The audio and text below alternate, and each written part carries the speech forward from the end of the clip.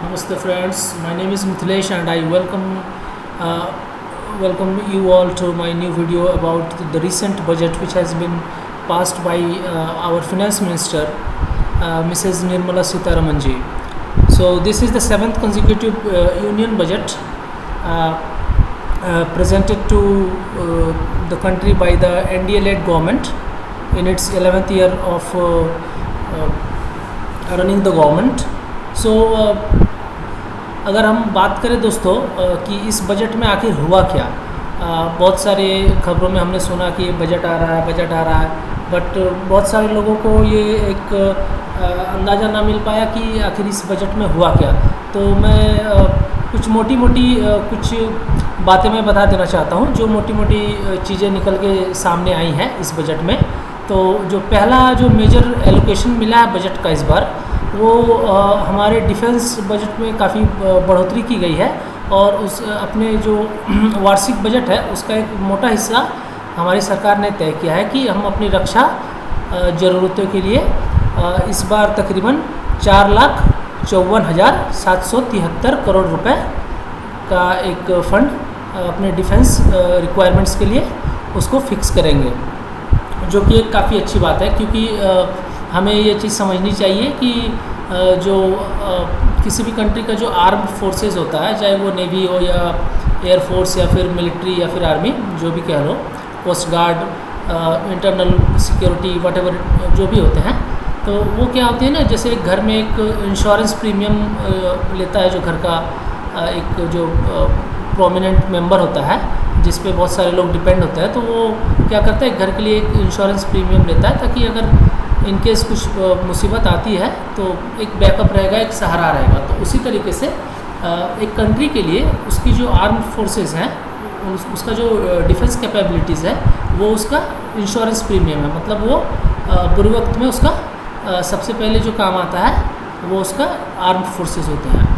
तो ये बहुत ही अच्छा कदम है सरकार के द्वारा कि उन्होंने इस चीज़ को ज़रूरी समझा और इसके अनुरूप एक निर्णय लिया है कि रक्षा के मामले में हमें जो भी हमारा जो खर्च होता है उसे और बढ़ोतरी देने की काफ़ी ज़रूरत है।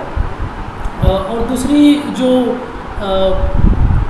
एक खास ध्यान दिया है इस बार बजट में हमारी सरकार ने, वो है रूरल डेवलपमेंट में। मतलब जो ग्रामीण जो विकास है उसको काफ़ी तवज्जो दिया जाएगा उसके विकास करने के लिए। तो रूरल डेवलपमेंट के लिए इस बार जो बजट में फंड्स एलोकेशन हुआ है वो है 2,65,808 करोड़, यानी कि 2,65,808 करोड़ रुपए का प्रावधान किया गया है ग्रामीण विकास के उद्देश्य से। और तीसरा, चूँकि हमारा देश एक कृषि प्रधान देश रहा है और अभी भी हमारे किसान भाइयों का, कृषकों का बहुत ही बड़ा योगदान है कि हम एक समृद्ध देश की तरफ बढ़ सकते हैं। क्योंकि खाद्य सुरक्षा एक बहुत ही बड़ी मानक होती है किसी भी समाज के उसके डेवलपमेंट, उसके विकास का एक मापदंड है। तो उस वजह से सरकार ने इस बार क्या किया है, जो तीसरा जो सबसे बड़ा एलोकेशन दिया है, जो शेयर दिया है अपने बजट का, वो दिया है हमारे कृषि एग्रीकल्चर सेक्टर को, जिसमें कि उन्होंने 1,51,851 करोड़ रुपए 1,51,851 करोड़ रुपए एग्रीकल्चर डिपार्टमेंट के लिए या फिर एग्रीकल्चर सेक्टर के लिए एलोकेट किया है। इसकी भी हम सराहना करते हैं क्योंकि हमें एग्रीकल्चर में सेल्फ रिलायंट होना बहुत ही ज़रूरी है, क्योंकि food security is very important for every country. जो चौथा एक बड़ा एलोकेशन मिला है बजट में, वो मिला है होम अफेयर्स को, यानी कि आंतरिक या घरेलू मामलों के लिए, जैसे कि पुलिस डिपार्टमेंट है या फिर इंटरनल सिक्योरिटी है या फिर और भी कोई ऑफिशियल ऐसा कुछ होता होगा तो मुझे पता नहीं है। जो भी इंटरनल होम अफेयर्स या होम मिनिस्ट्री के अंतर्गत जो भी चीज़ें आती होंगी, जो भी उसके दायरे में आते होंगे, उन सब चीज़ों में काफ़ी बदलाव आने वाला है, काफ़ी एक सशक्त कदम या फिर एक सुनियोजित तरीके से उन चीज़ों को प्रतिबद्ध करने की एक योजना बनाई जा रही है हमारे सरकार के द्वारा, और उसके लिए एक अच्छा खासा जो अमाउंट है बजट का, इसके लिए वो डेडिकेटली एलोकेट कर दिया जाएगा। जो चौथा स्तंभ है और काफ़ी महत्वपूर्ण एक विषय है एजुकेशन का, यानी कि शिक्षा का। तो शिक्षा के लिए भी सरकार ने काफ़ी ज़ोर शोर से प्रयास किया, और इस बार और यूनियन बजट्स के भांति अलग यहाँ पे सिर्फ शिक्षा के विकास के लिए हमारी सरकार ने 1,25,638 करोड़ रुपए 1,25,635 crore rupees has been allocated towards the development of education standards. The sixth major chunk of our budget funds has been allocated to the IT and telecom sector. Friends, दोस्तों, मैं बताना चाहूँगा कि अभी IT और टेलीकॉम में बहुत ही बदलाव आने वाला है और बहुत तेज़ी से आएगा। जी, ये बहुत ही ज़्यादा बदलाव लाएगा हमारे जीवन में। अगर हम बात करते हैं IT की, तो मैं ज़रा सा एक मिनट के लिए मैं यहाँ पे लाइन से हटना चाहूँगा। IT एक बहुत ही बड़ा मेजर चेंज लाता है एक सोसाइटी में, उसके लाइफस्टाइल में। मैं किसी और दिन ये एग्जांपल्स के साथ में इन चीज़ों को बताने की कोशिश करूँगा, फ़िलहाल के लिए रहने देते हैं। और तो IT और टेलीकॉम सेक्टर के लिए 1,16,342 करोड़ रुपए का एलोकेशन किया गया है। जो चौथा सेक्टर है, जो चौथा खंड, जो सातवां खंड है, माफ़ कीजिएगा, वो स्वास्थ्य विभाग के लिए रखा गया है, हेल्थ डिपार्टमेंट के लिए या फिर हेल्थ सेक्टर के लिए। अब यहाँ पे 89,287 करोड़, मतलब यहाँ पे हम देख रहे हैं कि जो सातवां स्थान में जो प्रायोरिटी जिसको दिया गया है वो 1 लाख करोड़ से कम का वहाँ पे बजट दिया गया है। यहाँ पे अगर देखा जाए तो 89,287 करोड़ रुपए, जो आठवां सबसे बड़ा चंक जो जाएगा जिसके विकास के लिए वो है एनर्जी सेक्टर, ऊर्जा विकास के लिए। हालिया में हमने देखा है कि गवर्नमेंट्स ने काफ़ी इनकरेज किया है अपने PSUs को और साथ ही साथ प्राइवेट प्लेयर्स को भी, ताकि वो ज़्यादा से ज़्यादा जो भी हमारे एनर्जी के रिक्वायरमेंट्स है, रॉ मटेरियल्स चाहिए, जैसे कि कोल इंडिया को या फिर जो माइनिंग कंपनीज़ है जैसे NMDC वगैरह, तो उन लोगों को एक स्पेसिफिक टारगेट दिया गया है कि आप लोग ये टारगेट मीट करें, ताकि हम लोग अपने एनर्जी रिक्वायरमेंट जो हमारा गोल्स है और जितनी हमें ज़रूरत पड़ेगी उसके लिए हम अपना मैक्सिमम आउटपुट दे सके, ताकि हमारे बाहर से चीज़ों को ज़्यादा मंगाना ना पड़े, जिसकी वजह से क्या होता है, हमारा फिस्कल डेफिसिट बढ़ता है। अगर हम ज़्यादा बाहर से चीज़ों को मंगाते हैं तो हमारा फिस्कल डेफिसिट बढ़ता है।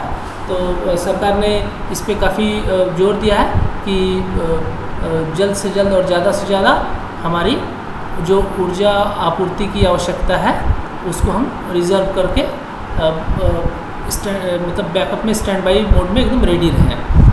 जो नौवां बजट का जो चंक गया है वो गया है सोशल वेलफेयर के लिए। उसके लिए जो रकम दी जाएगी, जुटाई गई है, वो है 56,501 करोड़ रुपए। और ऊर्जा सेक्टर के लिए दोस्तों 68,000 करोड़ रुपए, ठीक है, 68,000 करोड़ रुपए। और 9वें स्थान पे आ रहा है सोशल वेलफेयर, सामाजिक कल्याण के लिए 56,501 करोड़ रुपए का प्रावधान किया गया है।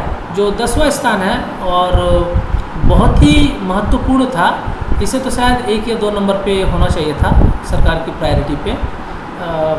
तो ये जो 10वां है, कॉमर्स एंड इंडस्ट्री, जो हमारा सेक्टर है, कॉमर्स एंड इंडस्ट्री सेक्टर को वहाँ पे बहुत ही कम प्रायोरिटी मिली है, क्योंकि देखिए इकोनॉमी के बढ़ने के लिए कॉमर्स एंड इंडस्ट्रीज़ को ग्रो करना, उसको आपको सपोर्ट करना बहुत ही ज़रूरी है। लेकिन यहाँ पे हम देख रहे हैं कि कॉमर्स एंड इंडस्ट्री को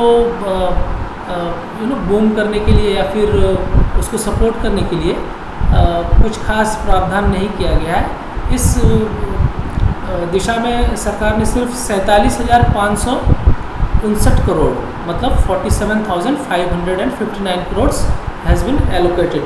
Now this is a great concern, this is a big concern, because you at one time you are saying that Make in India is very important and we should be promoting Make in India on every level. There is no doubt it's a fantastic idea, and we stand by this idea. We also try to follow and propagate the same idea that to Make in India, it should be our priority.